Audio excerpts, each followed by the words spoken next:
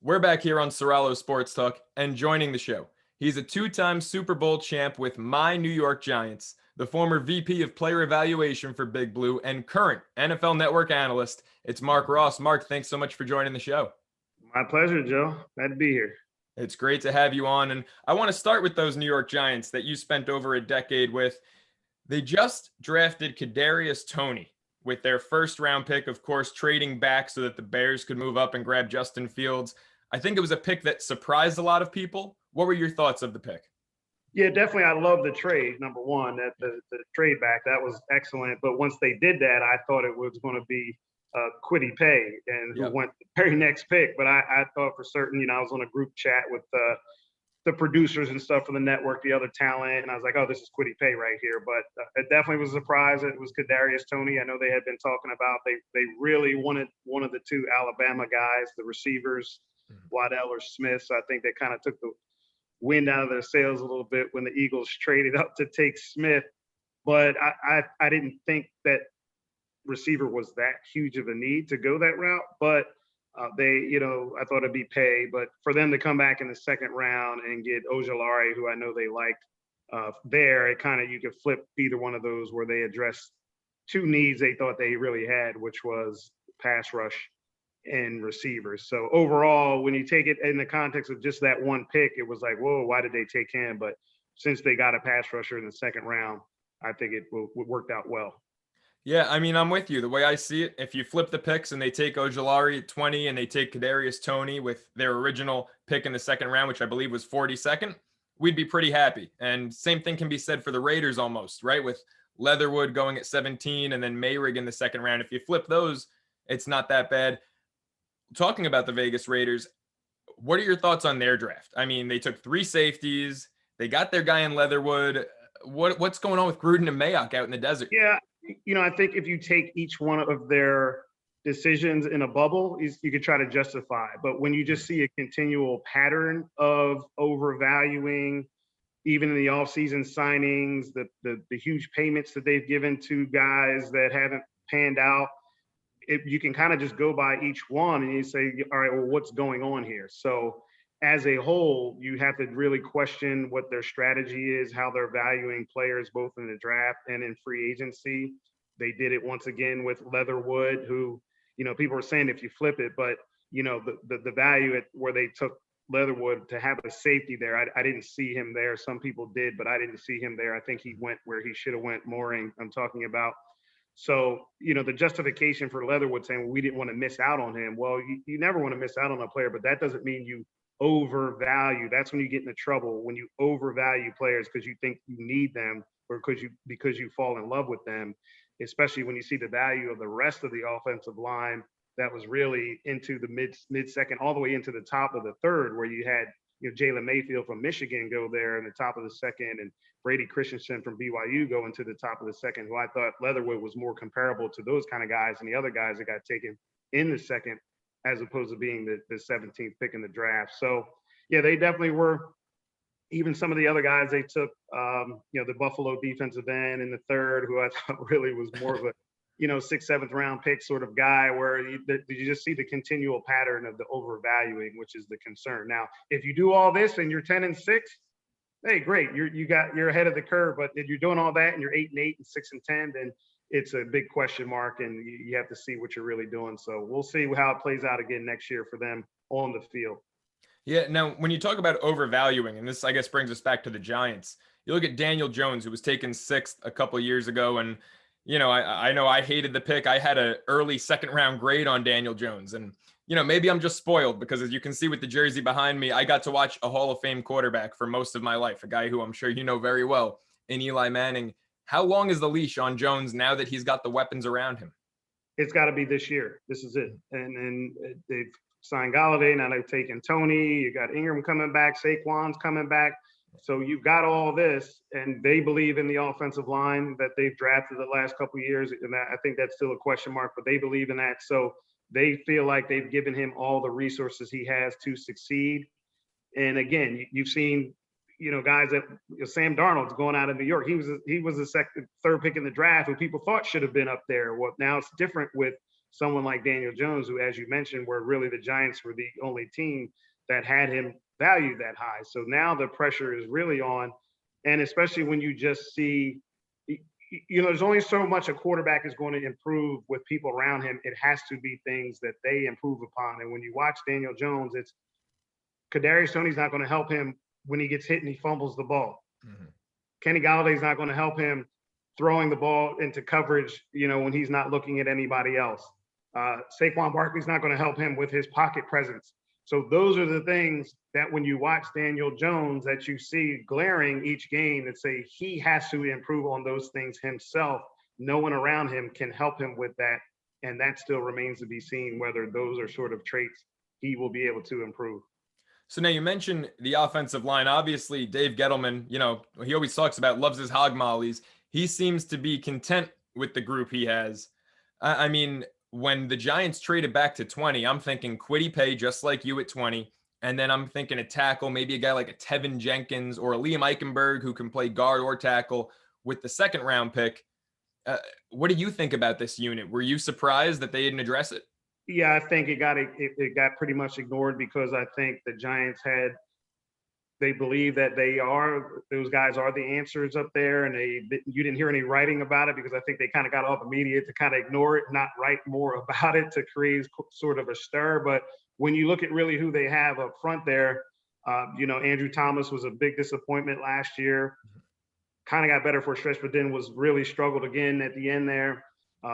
Hernandez has really been a disappointment. Got benched, second round pick. It doesn't look like he got benched for a guy who really, I think, is a backup talent in Lemieux.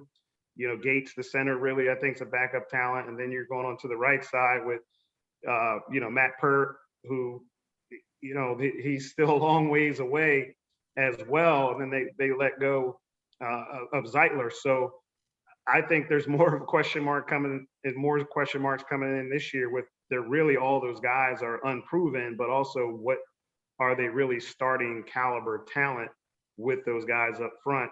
Andrew Thomas better be. He was the fourth pick in the draft, and Tristan Wirfs went after him, Mekhi Becton, who both of those guys look like they're going to be perennial Pro Bowl players. So I think there's a lot of question marks there, and it wasn't surprising. I thought they would have addressed it, but it seemed like it was just ignored throughout the process. Yeah, I mean, look, you just went through that entire offensive line. Seems like we're a long way away from going David Deal to Kareem McKenzie down the offensive line. It's an interesting group, and no matter how good your skill players are, you could have Tyreek Hill, Travis Kelce, but if you have to run 500 yards in the Super Bowl and you can't get it to those guys, it's tough to win games. So how do you see the Giants competing in a pretty weak NFC East? Yeah, I think Dallas is the clearly the best team in the division, and that's because Dak coming back. I mean, they still had a chance at the end there to win with Andy Dalton. So it's the worst defense in the league and Andy Dalton at quarterback, and they still had a chance to win the NFC East towards the end there. So I think with Dak coming back, they drafted all defense there in this draft. They have to be better. I think that with Dan Quinn coming there, it'll definitely help the defense. So I think Dallas is there with Washington. I think they could have the best defense in the league. I mean, we saw what they did last year. Those young guys will be even better. And then I love Jamin Davis from Kentucky, who will just clean up all kinds of tackles. I mean, you talk about explosive now on the field and all over the place. He's going to have a ton of tackles next year just playing behind those guys, signing William Jackson in the offseason. I think they're going to be even better on defense, and their defense will carry them with games. It's just that Fitzpatrick, it's going to be the same thing. They've kind of convinced themselves, but it's still going to be the same Ryan Fitzpatrick just because he's been the Eagles. I'm a little shaky with, and then the Giants, it just boils down to, Daniel Jones. I think with their defense last year, they kind of worked a lot of magic and did a lot of trickery with their D to kind of keep them in games. But again, it's going to boil down to Daniel Jones and if he can get it done. And I'm just not so sure of that. Yeah, I'm kind of with you there. I love the defense, but I just don't know if Jones is the guy to lead the team. Now, you mentioned Dallas being the favorite. How much did their draft surprise you going with two inside linebackers, Micah Parsons, Jabril Cox, when they already have Van Der Esch and they already have Jalen Smith? I mean, that felt like the only part of the defense that they didn't need to address? Did it surprise you that they went there, so that they invested so heavily? Definitely. I thought they needed more pass rush, so I think, but then after you saw they didn't pick up Van Der Esch's fifth-year option, so that kind of was the writing on the wall right there of why they did it, and then they came out and said they didn't pick it up. But and then the rest of the way they just kind of kept, all D. But I think with Dan Quinn, the year that they won the Super Bowl with Seattle, he was a D coordinator, and they had Bobby Wagner and KJ Wright and Malcolm Smith, who was a Super Bowl MVP, unbelievably. But Bruce Irvin. So I think he's just looking at it like that, having those linebackers that are kind of versatile and move those guys around to have a similar sort of group there with Dallas, kind of replicate that. It's funny, and I want to just stray away for a second because you mentioned Malcolm Smith unbelievably winning that Super Bowl MVP award. Last week, I had Trey Wingo on the show, and we got into the discussion of Super Bowl MVPs and how, Julian Edelman won a Super Bowl MVP in a game where he didn't score a touchdown. They won 13-3, and the defense was phenomenal. How this year, Tampa Bay, you could have picked 5 guys on the defense to get the Super Bowl MVP award. None of them got it. Of course, it was Brady. What are your thoughts on the Super Bowl MVP? Like, where do they get these choices from? Yeah, it's just in the moment. They hand out a sheet and you just got to fill it out. And I think people kind of get caught up in the moment of what it is and who really won. I mean, we could talk about our 2007 Super Bowl where if you really watch Eli, he didn't have a great game, and it's he should have threw the pick, the pick at the end and Asante Samuel drops and then, the lucky throw, the helmet catch. But when you looked at how Tuck played and how, a bunch of other guys played, that, our defense, we had 10 points going into the last drive of the game. So, but it was because it was Eli Manning and this was his coronation and all that. They had to give him the MVP. So I think a lot of that plays into it. Tampa Bay last year, no matter what Brady did, they were going to give him the MVP. No matter how well Shaq Barrett and Devin White played, they were going to give the MVP to Tom Brady. And a lot of times those sort of awards are more about the popularity than the play. Yeah, no, I mean, it amazed me that Malcolm Smith got it in a year when they won 43-8. And then Malcolm Butler seals the deal for New England and Tom Brady wins the Super Bowl MVP that year. Yeah. So it makes no sense. I'm glad you brought Justin Tuck up though, because Trey said that he thought Tuck should have been the MVP of Super Bowl 46, the second go around. Whereas I kind of thought that Tuck had his better Super Bowl 42. I mean, you guys moved him inside on a lot of snaps, and that was like his coming out party to me. So yeah, that first Super Bowl for him was more so because we had Stray and OC, and so Tuck was versatile. But we did that with him that next go round as well, just because we had JPP, we had people forget Linval Joseph was on that team, and Matthias and OC was still there. So both times we kind of Tuck and OC were there, but then we kind of mixed and matched, trade Stray out for JPP. And so, Fred Robbins was on that first team. So that we kind of had a nice mix of guys, and Tuck just had that versatility just because of he was so big in his body build and he was strong in there and quick. Almost a better pass rusher inside than he was outside, just because he could use his quickness more, but he had the strength. People think in the NFL, you just don't run by people to get to that. You rarely see that. You have to have some balance and strength and leverage once the blockers get on you to fight through that and still maintain your rush lanes and get to the quarterback. And Justin was able to do that really well on the inside. Mark, I never thought we'd be sitting here talking about Justin Tuck. Just a couple days removed from the 2021 NFL draft, but I'm a huge Giants fan. I had Tuck on my show ahead of Super Bowl 54 at Radio Row in Miami, and he's one of my favorites of all time. First jersey I ever owned was a Justin Tuck jersey. So I have to ask, because I defend him tirelessly, and I don't know if everyone appreciates how great he was. If Flozell Adams doesn't trip him, is Justin Tuck a Hall of Famer? Wow, that's tough to say, Hall of Fame. I mean, I thought he was never the same after that injury. Yeah, he did hit a point where it was just he just kept getting banged up, and he just could never get quite right just with his body and staying healthy. And he ended up going to Oakland, but Hall of Fame might be strong. He would have been a perennial Pro Bowl guy. But I don't know Hall of Fame, but yeah, he was a heck of a player when he was on. He was a problem. Yeah, he was one of my favorites to watch. When I started watching, it was Strahan's last 2 years, I guess. And so Tuck kind of came right up and was that guy I just attached myself to. Let's get back to the draft. Who had the best draft, in your opinion, last weekend? Man, there's a lot of good choices. I think a lot of teams really, knocked it out. But I've been saying the Bears just because it was more than just on the field. They saved their organization, that they went into that saving their jobs. I was saying, the day before it started, okay, which team is going to move? I said, it's got to be the Bears. I said, there's no way Matt Nagy and Ryan Nagy, the head coach, Ryan Pace, the GM, are going into the season saying, we're on thin ice the last few years and Andy Dalton is going to save our job. I said, there's absolutely no way they can let that happen. I said, they got to be the team that makes the move. So when they traded up to get Fields, I thought that was more than just on the field. It was, hey, we got to save our jobs with this guy. And I just love Justin Fields as a player. I think he should have been the third pick in the draft at least, right there. So I think he's perfect just on the field with the production, the pedigree he's had, the character.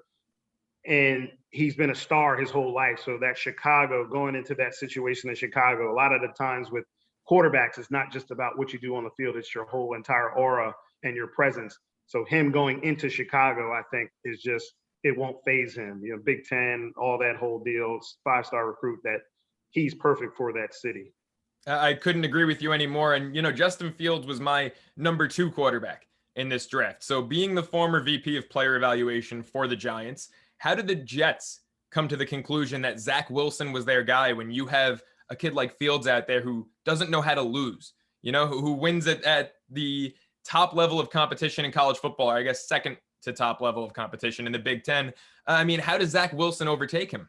Yeah, it's the whole Justin Fields thing. It was just bizarre, just how he just kept getting kind of dragged through the whole process, while other people, namely Trevor Lawrence, didn't at all. I've never evaluated a process or seen a prospect go through a draft process who I thought had some major flaws, just absolutely just not get critiqued at all.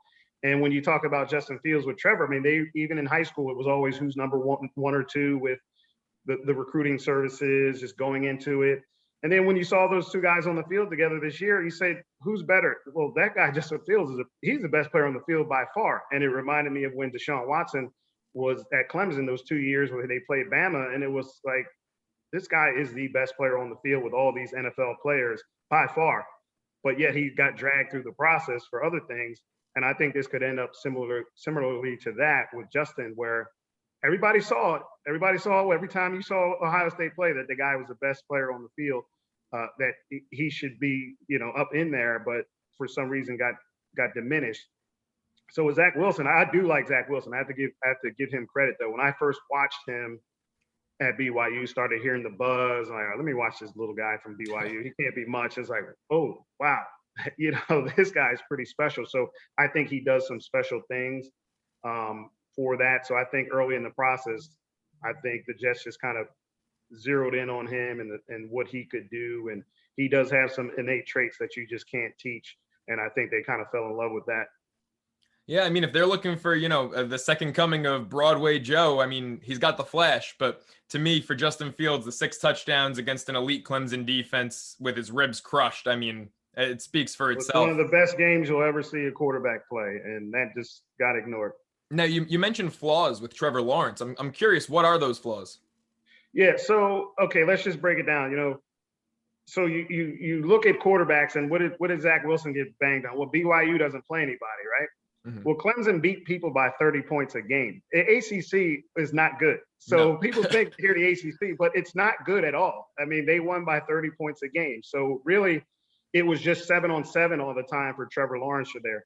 Then you heard the criticism of Justin Fields. Well, he always throws his first read, right? You can't see the second, third read. Well, when you watch Trevor Lawrence, he threw to his first read more than any of these guys by far in this draft. And it wasn't just throwing to those guys first read. It was with absolutely no pressure on 95% of his throws, with 2 or 3 multiple wide open receivers on just about every throw that he had. So things were just so easy for him. It's almost like he's a rhythm that's so slow. So when you saw teams that could actually speed up the process, that he has to, make a quick decision, get the ball out, find the guy. He really struggled with that to really be a playmaker. And that's what the NFL is. It's not the easy throws, the layups, as I call it, layups. It's when you have to beat someone off the dribble, when you have to hit a 3 with someone in your face. That's what a quarterback has to do. And Trevor Lawrence just did not display that to the degree that Justin Fields did, certainly, or even Zach Wilson. So, and then the final piece of it was, we were talking, the media, everyone talking about Trevor Lawrence being this generational talent. And going back to his freshman year, everything you always kind of heard was about his freshman year winning national championship. Okay, well, his two biggest exposures the last 2 years, when he really did have to step up his game, was against LSU in the national championship game last year, where Joe Burrow absolutely torched Clemson, and Trevor Lawrence did not step up his game and show that he could match Joe Burrow. He looked like, this guy's okay, but he really struggled that game. And then this year against Ohio State, as you mentioned, the Justin Fields game, where it was clear who was the best player on the field. It wasn't Trevor Lawrence, it was Justin Fields, and Trevor Lawrence really struggled to take his game up another level. So those were all those things together were concerns for me that just did not get talked about and just kind of got ignored throughout the whole process. So it'll be interesting to see once he gets to the league, once he starts facing this constant messiness of what a quarterback has to face, if he can actually step up his game, speed up his game to match the level. Because in my view, he really has not shown that on the big games where guys kind of got after him. Yeah, and he's coming from a program in Clemson that faces little to no adversity, going to Jacksonville where you're facing adversity seemingly every season, every week. So it's definitely going to be interesting. One thing I want to address with Justin Fields off the field. Recently, leading up to the draft, there seemed to be a lot of questioning his commitment to football, how invested he was, how much he wanted to be there. Yet Trevor Lawrence came out a couple weeks ago, and I hammered this on my show last week, and said that football doesn't define him, which I don't think there's anything wrong with Trevor Lawrence saying. Had Justin Fields made those remarks, it would have crushed him. And that's what I'm getting at as far as just the lack of critique. But not only that, but taking something that for another player, Justin Fields, not even saying, just someone just randomly saying this about him that wasn't absolutely not true, but people then started defining him by that. But yet here it is, Trevor Lawrence just actually says this. He actually says this now. It comes out of his mouth, but it gets turned into a positive. It gets turned into a character trait like, wow, this is so admirable for Trevor Lawrence. So in a bubble, sure, it's fine. You can say that, but not right on the heels of Justin Fields getting completely destroyed over not even something that he said it was just totally false. So that's where I get back to that he's kind of skated through this whole process of not even getting critiqued, but then something he's offering up to you saying this could be a negative for another player and getting lauded for it. So it was the confirmation bias with everyone, I think, in the media, even personnel with coaches, that this guy's the second coming since he was a freshman. So we all want to be on this train of yes, he is, and ignoring some of the things and not wanting to see or believe some of the things that could be negative about him, but just going with the confirmation of yes, he is the greatest. Yes, he's the greatest. Yes, he's the greatest. And also the other point that, I nailed last week was that without Justin Fields, there's no Big Ten season, right? I mean, the Big Ten was late to the party, the last power conference to say, all right, although the Pac-12 might have been a little later, but essentially one of the final two power conferences to say we're going to play football. And that was all because of Justin Fields. So no question. Yeah. I mean, since it's my show and I don't know if you want to come on here and say it, I'm going to say it. How much does that have to do with race? Questioning his commitment to the game when there would have been no season in the Big Ten without Justin Fields. Yeah, well, I've talked about it plenty on air and stuff about the race issue, the race factor with it. And, Justin Fields is everything you want in a player on and off the field. And he was just the latest in the year. And you can go back to Lamar Jackson and all these others where the race comes in, well, they don't prepare and they're not smart. And we've been hearing about this forever. And there is something to that, 100%. And you don't hear it about any white quarterbacks. Mac Jones has had DUIs. Did we ever hear about that at all in the draft process? No. Why? If Justin Fields would have had a DUI, we'd have been talking about, does he need counseling? Could he handle going to Chicago, drinking all of it? You would have heard all that. And it's just the unfair bias that gets placed on black quarterbacks by the media, by unnamed sources, whatever. That's a pattern. Again, if you take all these things in a vacuum, you can explain it away. But when it keeps happening over and over and over again, it's systemic and it's targeted and it's real. I couldn't agree anymore. Look, if there was no bias, Deshaun Watson would have been the first quarterback drafted. Mitch Trubisky looked more like one. Everyone who watched college football knew who the best quarterback was. And actually, I'm wrong, because Patrick Mahomes has been the best quarterback from that class. But out of the two of them, it was Watson over Trubisky, Yeah. clear as day. I mean, I had Lamar as my third quarterback in that stacked draft class. You know, I had Darnold first, I had Baker second, and then I thought Lamar was third. Well, right now Lamar's the only one with an MVP. Yeah, So yeah. it speaks for itself. It's still real. It's still alive, and it's not just in the NFL. It's in society. It's in any sort of workplace hiring, workplace that you can think of. There's plenty of biases in hiring practices in the NFL, and in Wall Street, wherever you go. Yeah, it's unfortunate. It's the reality. Hey, Mark, I want to know, back to the draft, what was the biggest surprise for you this past weekend in terms of a guy slipping? I mean, we mentioned Ojulari before to the Giants. I didn't think he'd be around where they took him in the second round. Which fall was the most surprising to you?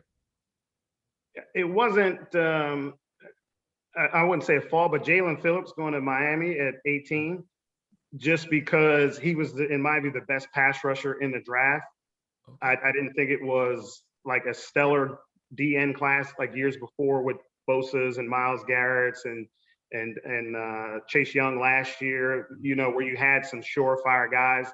But I thought someone would jump up there for Phillips earlier just because he was the best guy. So with Miami being able to get him at 18, I thought was just, that was a tremendous, tremendous value for them.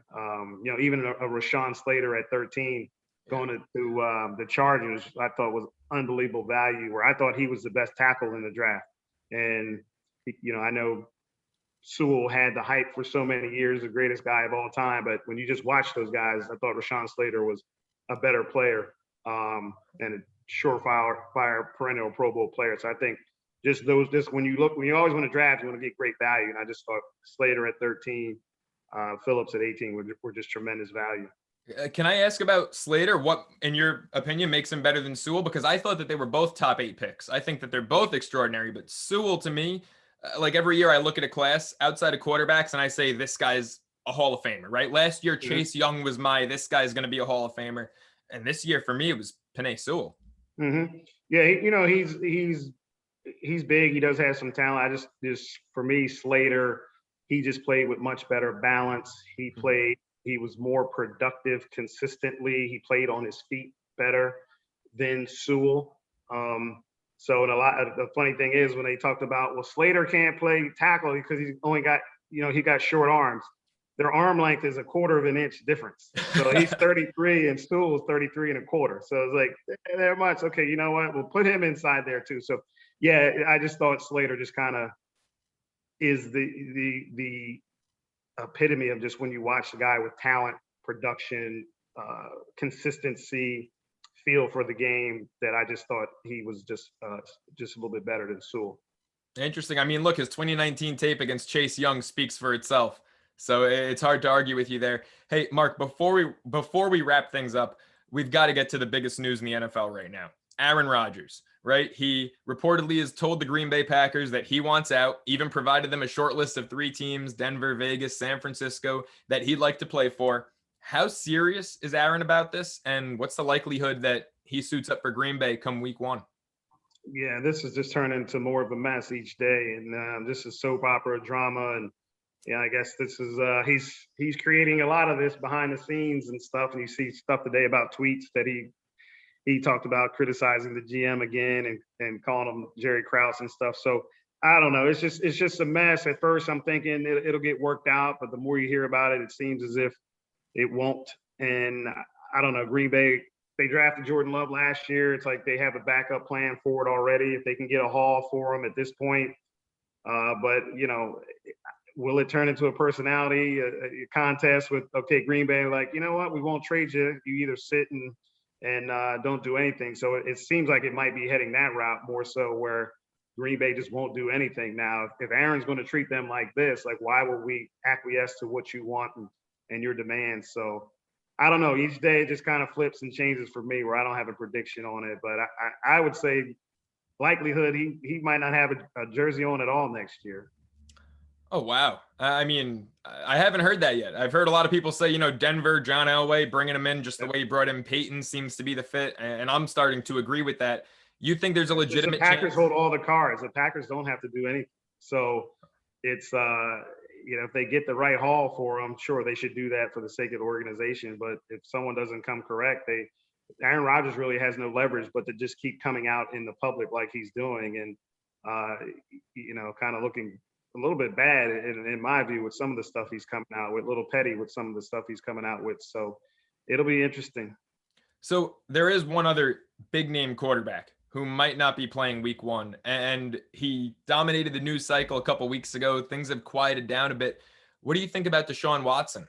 Where is that situation? Obviously that hasn't gone away. It's gonna keep continuing, and I most certainly don't think he'll be on the field next year. I don't see how this gets resolved anytime quickly.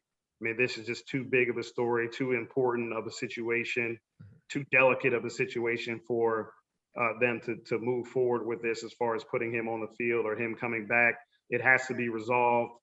Obviously, it's unfortunate for both sides, whatever the story is. So I definitely can't foresee that. And I mean, you just talk about things just changing in an instant in the NFL, where you just never know. People try to predict and say this, that, but you just never know in the NFL what's going to happen. And Deshaun Watson clearly is, from a few months ago, just talking about getting out of there. Now it's like, whoa, is this guy going to, what's going to happen to his life? So yeah, it's unfortunate on both sides. It really is. This is one I never saw coming. I've met him a couple times, and I always thought that character was one of the first words that came to mind when you thought of Deshaun Watson. To see this, it's really upsetting. No question. That's what the thing with the whole scouting process. You can dig on people, dig on players, and you always think you know someone, but you never know the true story with people. So that's the truth. Look, for all the best NFL coverage, make sure you follow him on Twitter at Marc Ross. Marc, thank you so much for joining the show. My pleasure, Joe. Take care. I'll be right back here on Ceraulo Sports Talk.